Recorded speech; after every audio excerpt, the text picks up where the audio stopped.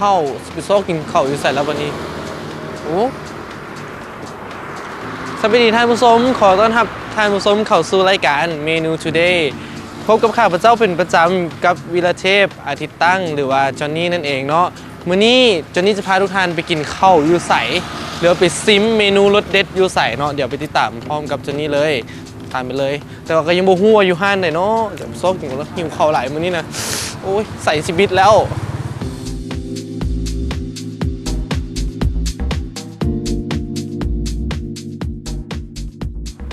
และท่านผู้ชมตอนนี้จอนนี่พาทุกท่านมาอยู่ที่ห้านแม่ครัวตุกกี้เนาะหรือว่าดีตุกกี้ปาร์ตี้เฮ้านั่นเองเดี๋ยวไปชมพร้อมๆกับจอนนี่เลยว่าบรรยากาศภายในห้านจะเป็นแบบไหนนำมาเลย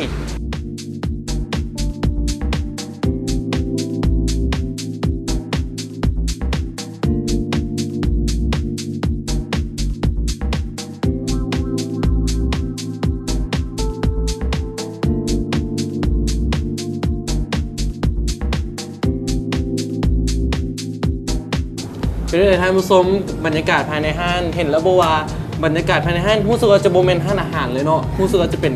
ปาร์ตี้ในเฮือนว่าซึ่งซะเนาะแต่ตอนนี้จอนนี่ได้นั่งอยู่กับเจ้าของห้างกันแล้วโอเคเอาเป็นว่าตอนนี้เรามาทักทายสบายดีกับเจ้าของห้างกันก่อน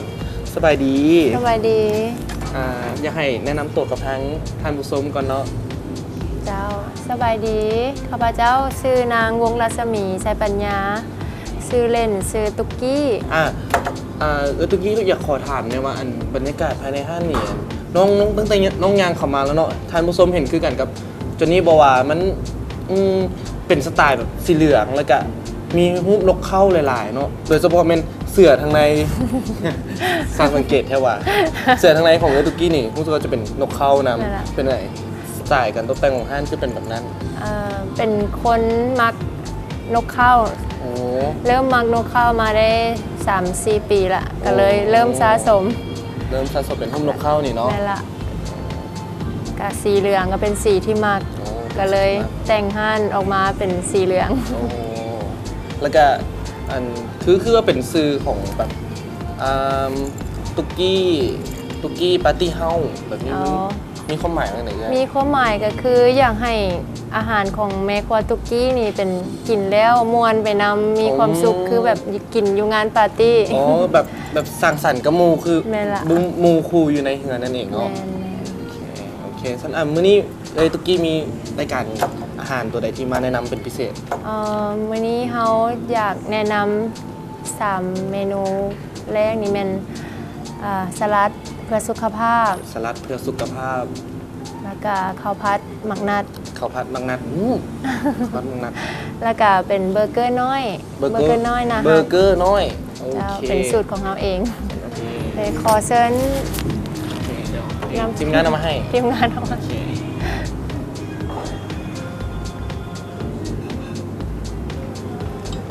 นี่แมนสลัดเพื่อสุขภาพเป็นที่นิยมของคนที่หักษาสุขภาพหุ่นแน่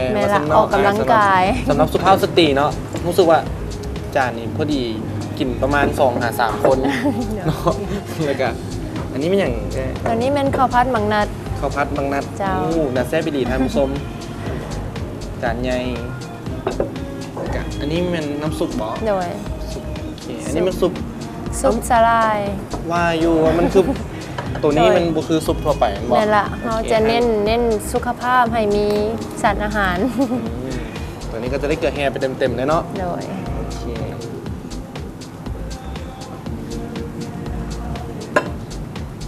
โอเคเอาเป็นว่าโบโลซ่าแล้วสำหรับจุดเด่นของสลัดของสลัดเพื่อสุขภาพเนาะมันจะทุกอย่างเป็นจุดเด่นเลยมารวมใส่กันเพื่อให้ได้จานนี้ที่เป็นเพื่อสุขภาพแท้ๆมีทั้งหมักไม้ผักสดแล้วก็ถั่วแล้วก็เม็ดหมักดิบเม็ดหมักดิบทานผสมเป็นอะไรกับเจ้าก็ยังไม่เคยกินเนาะเม็ดหมักดิบใส่กับสลัดแล้วจุดพิเศษของน้ำเขาเรียกน้ำสลัดของซอสงาดำมันเป็นซอสงาดำแม่ละโอเคสั้นเดี๋ยวเขาราดให้เลยเด้อร้านมาแล้วผสมเป็นตาแซ่บอีหลีเนาะรู้สึกว่ามันจะมีตัวนี้เนาะเดี๋ยวพิธีกรตั้งให้เบิ่งเนาะมันจะมีนี่ ที่พิธีกรมักที่สุดก็คือมีหมักไหม้ท่านผู้ชมพวกคันซิเว่าไปกันมันจะเป็นแบบรวมมิตรเลยเนาะ แม่นละ จะเป็นแบบพักและหมักไหม้มารวมโตกันเลยเนาะ แม่ แต่ว่าต่างแต่ว่าบ่มีโยเกิร์ตคันมีโยเกิร์ตนี่ก็เป็น สลัดหมักไหม้ บวส่งเลยเนาะ มีท่านผู้ชม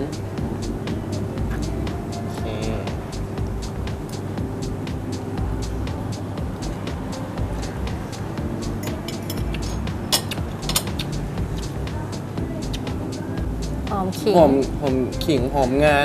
เนาะมันอยู่ตอนนี้มันกำลังรู้สึกว่ามันยังอุ่นอยู่ในดั่งเนาะ มันยังทรงกินอยู่ในดั่งอยู่แล้วก็รสชาติมันตัดกันได้ดีเลย เมื่อกี้กินหมักแอปเปิลเข้าไปนำเนาะรู้สึกว่ารสชาติมันแบบรสส้มของแอปเปิลมันตัดกับรสชาติผักได้ดีหลาย เจ้า แซ่บได้ดีแล้วตัวต่อไปนี่แมน ข้าวพัดหมักนัด ข้าวผัดหมักนัด เจ้า ตัวนี้ของเขามีจุดพิเศษจังไหน จุดพิเศษของเฮาคือมีผงกะหรี่เนาะ โอ้ใส่ผงกะหรี่น้ เจ้า อืม มันจะได้กลิ่นหอมของผงกะหรี่ ำแล้วนี่เป็นอย่างน้ำซุปกินกับ แม่นละน้ำซุปจะมีสาลายเพื่อเข้ากัน โอ้ ให้ได้รสชาติและก็มีประโยชน์น ก็คือว่าทานไหนที่ว่ามักออกกำลังกายเนาะได้ครับเกลือแฮจากสาลายไปเต็มๆเลยก็ว่ากันได้เนาะโอเคเดี๋ยวพิธีกรขอซิมก่อนขอซิมเป็นตาม ำ ไป ได้ เลย ให้ได้หมักนัดน ให้ในมักนัดน้ ำมี ำเด้อทำส้มเดี๋ยวดูเจ้าใช่ไหม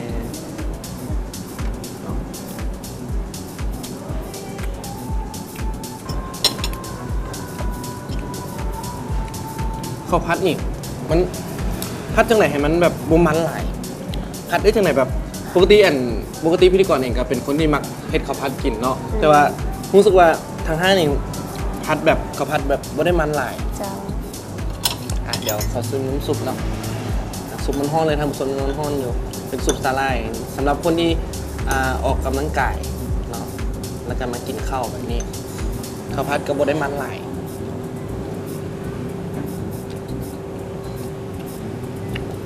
แบบนี้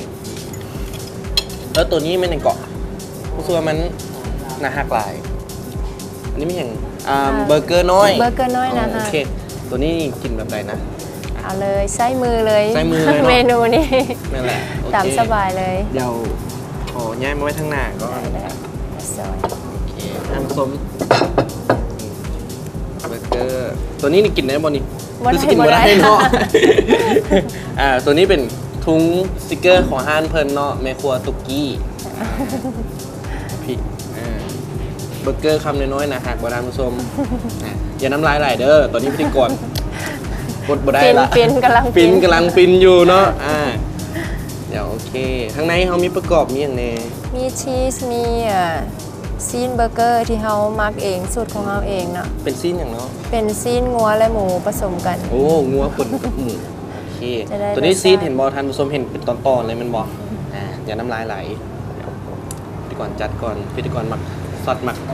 เลนคุณผู้ชมนี่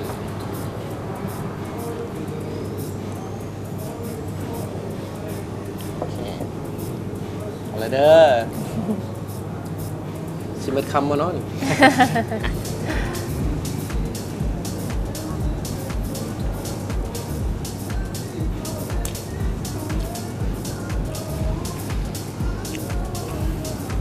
หิวน้ำก็กันได้นี่